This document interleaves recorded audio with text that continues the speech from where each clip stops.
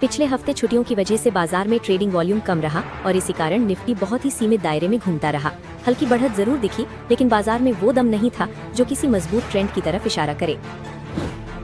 पूरे हफ्ते निफ्टी सिर्फ करीब 228 अंकों की रेंज में रहा, जहां ऊपर का स्तर 26,236 और नीचे का स्तर 26,008 के आसपास रहा। जब इंडेक्स इतना टाइट रेंज में चलता है तो साफ संकेत मिलता है कि बाजार फिलहाल फैसला लेने की स्थिति में नहीं है। इंडिया विक्स यानी बाजार का डर दिखाने वाला इंडिकेटर गिरकर 9.15 पर आ गया, जो रिकॉर्ड लो लेवल है। देखने में ये शांति लगती है, लेकिन अक्सर इतना लो विक्स आगे चलकर अचानक तेज उतार चढ़ाव का संकेत देता है। निफ्टी भले ही अपने ऑल टाइम हाई के पास ट्रेड कर रहा है, लेकिन अंदरूनी मजबूती कमजोर दिख रही है। खास तौर पर ब्रॉडर मार्केट में कमजोरी है और निफ्टी 500 अभी भी अपने हाई से करीब 3% नीचे है। बाजार की मौजूदा चाल ट्रेंडिंग से ज्यादा ठहरी हुई लग रही है। ऊपर जाने की कोशिश है, लेकिन उसमें लगातार फॉलो थ्रू नहीं दिख रहा, इसलिए तेजी में भी भरोसा नहीं बन पा रहा है। अगर आगे की बात करें तो बाजार की शुरुआत आने वाले हफ्ते में फ्लैट या थोड़ी सतर्क रह सकती है। ऊपर की तरफ 26,250 और 26,430 के लेवल अहम रेजिस्टेंस रहेंगे, जबकि नीचे की तरफ 25,880 और 25,680 मजबूत सपोर्ट माने जा रहे हैं। जब तक निफ्टी इन लेवल्स के ऊपर या नीचे डिसाइसिवली नहीं निकलता, तब तक बाजार का रुख साफ नहीं होगा। इस बीच इंडेक्स बार बार औसत की तरफ लौटने वाली चाल दिखा सकता है। तकनीकी संकेतकों की बात करें तो वीकली आरएसआई करीब 60 के आसपास है, जो न ज्यादा ओवरबॉट है और न ही कमजोर, यानी अभी इसमें कोई बड़ा खतरे या तेज ब्रेकआउट का साफ संकेत नहीं है। वीकली मैकडी पॉजिटिव जोन में जरूर है, लेकिन उसकी ताकत कम होती दिख रही है। इसका मतलब ये है कि तेजी अभी खत्म नहीं हुई है, लेकिन उसकी रफ्तार धीमी पड़ रही है। लॉन्ग टर्म चार्ट पर निफ्टी पहले ही एक बड़े सिमेट्रिकल ट्रायंगल से ऊपर निकल चुका है और अब उसी ब्रेकआउट जोन के ऊपर कंसोलिडेट कर रहा है। ये जोन करीब 25,600 से 26,200 के बीच माना जा रहा है। बाजार अपने अहम मूविंग एवरेज जैसे 20 वीक, 50 वीक और 100 वीक के ऊपर बना हुआ है, जो स्ट्रक्चर को अभी भी पॉजिटिव बनाए रखता है, लेकिन बुलिंजर बैंड्स का सिकुड़ना बताता है कि बड़ी मूवमेंट की तैयारी हो सकती है। ऐसे माहौल में इंडेक्स पर आक्रामक डाउन लगाने से बचना समझदारी होगी। बेहतर यही रहेगा कि निवेशक और ट्रेडर स्टॉक स्पेसिफिक अप्रोच अपनाएं और मजबूत शेयरों पर ही फोकस करें। मुनाफा सुरक्षित रखना इस समय ज्यादा जरूरी है, बजाय इसके कि बढ़े हुए लेवल पर नए सौदे किए जाएं। ट्रेलिंग स्टॉप लॉस के साथ काम करना और साफ ब्रेकआउट या हेल्दी करेक्शन का इंतजार करना बेहतर रणनीति मानी जा रही है। सेक्टर की बात करें तो financial services, mid cap 100, PSU bank, Nifty bank और इंफ्रास्ट्रक्चर इंडेक्स रिलेटिव तौर पर बेहतर स्थिति में है। इनमें हल्की सुस्ती जरूर दिखी है, लेकिन स्ट्रक्चर अब भी मजबूत माना जा रहा है। मेटल और ऑटो सेक्टर फिलहाल वीकनिंग जोन में है। ऑटो में थोड़ी और सुस्ती रह सकती है, जबकि मेटल सेक्टर में धीरे धीरे मोमेंटम में सुधार के संकेत दिख रहे हैं। रियल्टी सेक्टर लैगिंग जोन में चला गया है और commodities, FMCG, energy, consumption, PSE और मीडिया जैसे सेक्टर भी अभी पीछे चल रहे हैं। हालांकि मीडिया सेक्टर में लंबे समय बाद हल्का सुधार दिखने लगा है। आईटी सेक्टर इस समय इंप्रूविंग जोन में है और धीरे धीरे लीडिंग जोन की तरफ बढ़ रहा है। रिलेटिव परफॉर्मेंस के लिहाज से आईटी फिलहाल सबसे मजबूत संकेत दे रहा है। कुल मिलाकर बाजार का मूड अभी कॉशियस ऑप्टिमिज्म का है। जब तक कोई साफ ट्रिगर नहीं आता, तब तक range bound trading, stock specific movement और अचानक वॉलेटिलिटी के लिए तैयार रहना ही सबसे सही अप्रोच मानी जा रही है। Solar world energy solutions limited को एनटीपीसी रिन्यूएबल एनर्जी लिमिटेड से 250 मेगावाट क्षमता के grid connected solar PV project के लिए बड़ा ईपीसी ऑर्डर मिला है। इस ऑर्डर की कुल वैल्यू लगभग 725.33 करोड़ रुपए है। इसमें पूरा इंजीनियरिंग, प्रोक्योरमेंट और कंस्ट्रक्शन काम शामिल होगा। हालांकि ऑर्डर की खबर पॉजिटिव है, लेकिन सोलर वर्ल्ड एनर्जी का शेयर लिस्टिंग के बाद से दबाव में रहा है। इशू प्राइस 351 रुपीज था, स्टॉक 389 पर लिस्ट हुआ था और अब करीब 25% नीचे ट्रेड कर रहा है। शुक्रवार को ये 265 रुपए के नीचे बंद हुआ। वेदांता ने शेयर बाजार बंद होने के बाद जानकारी दी कि कंपनी को डेपो ग्राफाइट वनेडियम ब्लॉक के लिए सफल बोलीदाता घोषित किया गया है। ये block critical minerals auction tranche 4 के तहत खनन मंत्रालय द्वारा दिया गया है। कंपनी के मुताबिक ये उपलब्धि वेदांता के क्रिटिकल मिनरल्स पोर्टफोलियो को और मजबूत करेगी। ग्राफाइट और वेनेडियम जैसे मिनरल्स भविष्य की बैटरी, एनर्जी और इंडस्ट्रियल जरूरतों के लिए काफी अहम माने जाते हैं। शुक्रवार को शेयर करीब 0.5% की बढ़त के साथ 601 रुपए पर बंद हुआ। बीएसई स्मॉल कैप इंडेक्स की कंपनी जॉन कॉकरेल इंडिया में शुक्रवार को तेज उछाल देखने को मिला और शेयर 6% से ज्यादा चढ़कर बंद हुआ। इसी दिन कंपनी में बड़ी बल्क डील भी देखने को मिली। Promoter entity John Cockerill SA ने करीब 1,91,000 शेयर बेचे, जिनकी वैल्यू करीब 91 करोड़ रुपए रही। वहीं दिग्गज निवेशक रमेश दमानी ने 27,500 शेयर खरीदे, जिसकी कीमत करीब 13 करोड़ रुपए रही। इस बल्क डील में चेतन जयंतीलाल शाह ने भी हिस्सेदारी ली और 25,000 शेयर खरीदे।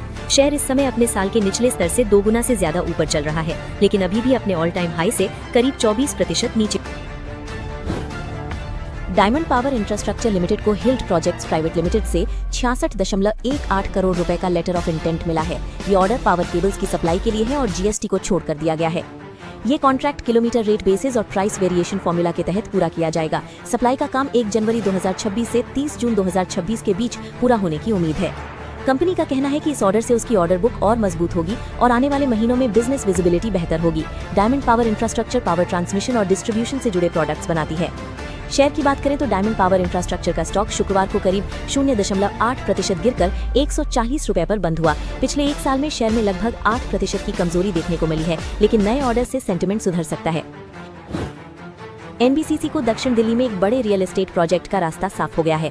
दिल्ली सरकार के साथ लंबे समय से चल रहे जमीन विवाद के निपटारे के बाद एनबीसीसी को 21.23 एकड़ जमीन मिलेगी, जिस पर company mixed use real estate project विकसित करेगी और इससे करीब 8,500 करोड़ रुपए के रेवेन्यू का अनुमान है।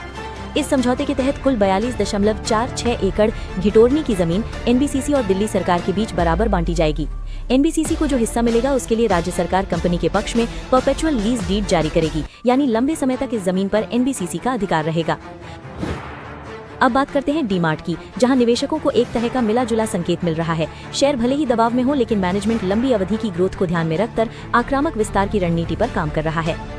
सीएलएसई की रिपोर्ट के मुताबिक डीमार्ट फिलहाल मुनाफे से ज्यादा स्टोर विस्तार पर फोकस कर रही है। कंपनी हर साल 15 से 20% की रफ्तार से नए स्टोर्स जोड़ने की योजना बना रही है और मैनेजमेंट को करीब 2,200 स्टोर्स तक के विस्तार की साफ तस्वीर दिख रही है।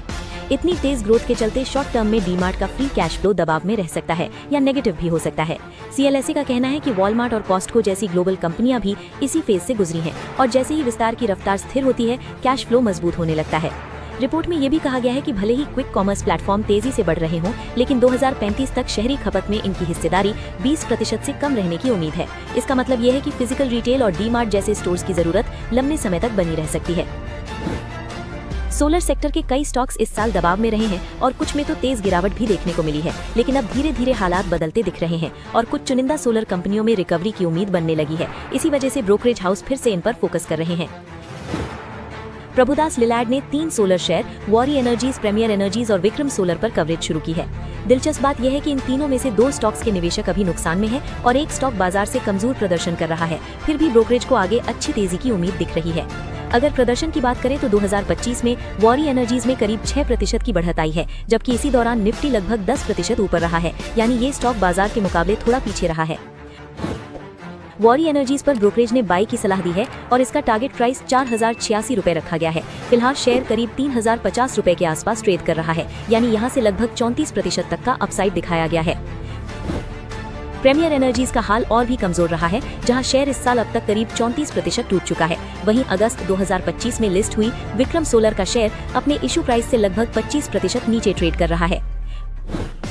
प्रीमियर एनर्जीज के लिए भी बाई की सलाह दी गई है और इसका टारगेट प्राइस 1,106 रुपए रखा गया है। शेयर हाल ही में 878 रुपए के स्तर पर बंद हुआ है, यानी यहां से करीब 26% की संभावित बढ़त मानी जा रही है। विक्रम सोलर के लिए ब्रोकरेज ने एक्यूमुलेट की सलाह दी है, यानी धीरे धीरे खरीदने की राय दी गई है। स्टॉक के लिए 275 रुपए का टारगेट दिया गया है, जबकि शेयर फिलहाल 246 रुपए के आसपास ट्रेड कर रहा है। अब बात करते हैं कर्ज की, क्योंकि किसी भी कंपनी की ग्रोथ में कर्ज की भूमिका अहम होती है। सही नियंत्रण में कर्ज कंपनी को आगे बढ़ाता है, लेकिन अगर कर्ज ज्यादा हो जाए तो मजबूत कंपनियां भी परेशानी में आ सकती है। इसी वजह से निवेशक डेट रिडक्शन पर खास नजर रखते हैं। यथार्थ हॉस्पिटल्स ने 2023 के आईपीओ के बाद कर्ज चुकाने में बड़ी कामयाबी हासिल की है। पिछले 3 साल में कंपनी का कर्ज करीब 95% तक घट चुका है और 2025 में अब तक इसका शेयर करीब 21% चढ़ चुका है। फाइन ऑर्गेनिक्स इंडस्ट्रीज ने भी अपने कर्ज में तेजी से कमी की है और 3 साल में करीब 94% कर्ज घटाया है। हालांकि पिछले 1 साल में स्टॉक करीब 8% गिरा है, लेकिन अभी भी ये अपने साल के हाई और लो के बीच संतुलन में ट्रेड कर रहा है। CG power and industrial solutions ने बीते 3 साल में अपने कर्ज में 85% से ज्यादा की कटौती की है। स्टॉक फिलहाल सालाना आधार पर कमजोर है, लेकिन जिन निवेशकों ने इसे निचले स्तर पर खरीदा था उन्हें अच्छा रिटर्न मिला है। BLS सर्विसेज ने 3 साल में करीब 53% कर्ज कम किया है। इसका शेयर अपने साल के निचले स्तर से करीब 59% ऊपर आ चुका है। हालांकि अभी भी ये अपने साल के उच्च स्तर से थोड़ा नीचे ट्रेड कर रहा है। ट्रेंट ने भी पिछले 3 साल में करीब 52% कर्ज कम किया है, लेकिन इसके बावजूद शेयर में बीते 1 साल में भारी दबाव देखने को मिला है और ये अपने साल के हाई से काफी नीचे बना हुआ है। इनके अलावा Varun beverages, RR cable, PI industries, KEI industries और इनॉक्स विंड जैसी कंपनियों ने भी पिछले 3 साल में 37% से 45% तक कर्ज घटाया है, जो लंबे समय में उनकी बैलेंस शीट के लिए एक पॉजिटिव संकेत माना। A1 लिमिटेड ने बोनस और स्टॉक स्प्लिट दोनों का ऐलान किया है, जिसकी रिकॉर्ड डेट 31 दिसंबर रखी गई है। कंपनी हर एक शेयर पर 3 बोनस शेयर्स दे रही है और साथ ही 10 रुपए फेस वैल्यू वाले शेयर को 1 रुपए फेस वैल्यू में स्प्लिट करेगी। Magnanimous trade and finance limited ने भी बोनस इशू का ऐलान किया है, जिसकी रिकॉर्ड डेट 2 दिसंबर तय की गई है। वहीं multi commodity exchange of India stock split करने जा रही है, जहां 10 रुपए फेस वैल्यू वाले शेयर को 2 रुपए फेस वैल्यू में स्प्लिट किया जाएगा और इसकी रिकॉर्ड डेट 2 जनवरी रखी गई है। ब्रिगेड इंटरप्राइजेस पर मोतीलाल ओसवाल काफी पॉजिटिव नजर आ रहा है और स्टॉक के लिए 1338 का टारगेट दिया गया है, जबकि मौजूदा भाव करीब 881 रुपए है। रिपोर्ट के मुताबिक 2025 से 28 के दौरान कंपनी की कलेक्शंस 32% CAGR से बढ़कर 123 अरब रुपए तक पहुंच सकती हैं और इसी अवधि में ऑपरेटिंग कैश फ्लो करीब 151 अरब रुपए रहने का अनुमान है। अकम्स ड्रग्स एंड फार्मास्यूटिकल्स पर ICICI सिक्योरिटीज ने बाय रेटिंग के साथ टारगेट बढ़ाकर 600 रुपए कर दिया है, जबकि स्टॉक अभी 448 के आसपास है। API कीमतों में गिरावट से CDMO बिजनेस पर जो दबाव था वो अब कम होता दिख रहा है और ब्रोकरेज को उम्मीद है कि 2026 से ग्रोथ दोबारा रफ्तार पकड़ सकती है। भारत की मिनिस्ट्री ऑफ एक्सटर्नल अफेयर्स ने बताया है कि इंडिया इस समय US और यूरोपियन यूनियन दोनों के साथ ट्रेड डील को लेकर एक्टिव बातचीत कर रहा है। सरकार का फोकस ऐसे समझौतों पर है जो फेयर, बैलेंस्ड और दोनों पक्षों के लिए फायदेमंद हो, जिससे लंबे समय में व्यापार को मजबूती मिले। इसी बीच इंडिया और न्यूजीलैंड के बीच फ्री ट्रेड एग्रीमेंट को वहां की पार्लियामेंट से भी मंजूरी मिल गई है। न्यूजीलैंड की प्राइम मिनिस्टर ने कहा है कि इस डील से उनके देश को 1.4 बिलियन इंडियन कंज्यूमर्स तक सीधी पहुंच मिलेगी, जिससे जॉब्स और इनकम बढ़ने की उम्मीद है। जियोपॉलिटिकल फ्रंट पर एक राहत की खबर थाईलैंड और कंबोडिया से आई है, जहां दोनों देशों ने डिस्प्यूटेड बॉर्डर पर सीज फायर एग्रीमेंट साइन कर लिया है। इसके तहत ट्रूप पोजीशंस फ्रीज कर दी गई हैं और डिस्प्लेस्ड सिविलियंस को घर लौटने की अनुमति दी गई है। रशिया यूक्रेन वॉर को लेकर अभी भी नजरें टिकी हुई हैं, क्योंकि US प्रेसिडेंट डोनाल्ड ट्रंप और यूक्रेन प्रेसिडेंट वोलोडिमिर ज़ेलेंस्की की अहम बैठक होने वाली है। बाजार को उम्मीद है कि अगर यहां से कोई पॉजिटिव संकेत मिलता है। म्यूचुअल फंड इंडस्ट्री की बात करें तो 2025 में यहां रिकॉर्ड एक्टिविटी देखने को मिली है। नवंबर 2025 तक कुल 222 नए म्यूचुअल फंड NFOs लॉन्च किए गए, जिनके जरिए करीब 63,631 करोड़ रुपए जुटाए गए। इन नए फंड्स में इंडेक्स फंड्स की संख्या सबसे ज्यादा रही। करीब 72 इंडेक्स फंड्स लॉन्च हुए, जिनमें निवेशकों ने लगभग 6,424 करोड़ रुपए लगाए, जिससे साफ है कि निवेशकों का झुकाव पैसिव और लो कॉस्ट इन्वेस्टमेंट की तरफ बढ़ रहा है। वहीं पैसा सबसे ज्यादा सेक्टोरल और थीमेटिक फंड्स में आया, जो दिखाता है कि निवेशक अब स्पेसिफिक थीम्स और टारगेटेड सेक्टर्स पर दांव लगाने में भी दिलचस्पी ले रहे हैं। पिछले 3 सालों के उतार चढ़ाव के बाद भारत के डेयरी सेक्टर में अब सप्लाई टाइट होती दिख रही है। 2022-23 में दूध की कीमतें इतनी नीचे चली गई थी कि किसानों की लागत भी नहीं निकल पा रही थी, लेकिन 2023 के बाद कोऑपरेटिव्स और प्राइवेट प्लेयर्स के दोबारा जुड़ने से अक्टूबर 2024 से मार्च 2025 के बीच दूध उत्पादन करीब 25% तक बढ़ गया। ये सरप्लस ज्यादा समय तक नहीं टिक सका, क्योंकि 2025 में समय से पहले बारिश, कुछ इलाकों में भू राजनीतिक तनाव और मजबूत फेस्टिव डिमांड की वजह से स्टॉक तेजी से घट गया। अब इंडस्ट्री सीमित सरप्लस के साथ आगे बढ़ रही है, जिससे सप्लाई का संतुलन पहले के मुकाबले ज्यादा टाइट नजर आ रहा है। दूध की प्रोक्योरमेंट कॉस्ट कई राज्यों में बढ़ चुकी है, जबकि GST कट के बाद प्रोडक्ट प्राइसेस ज्यादातर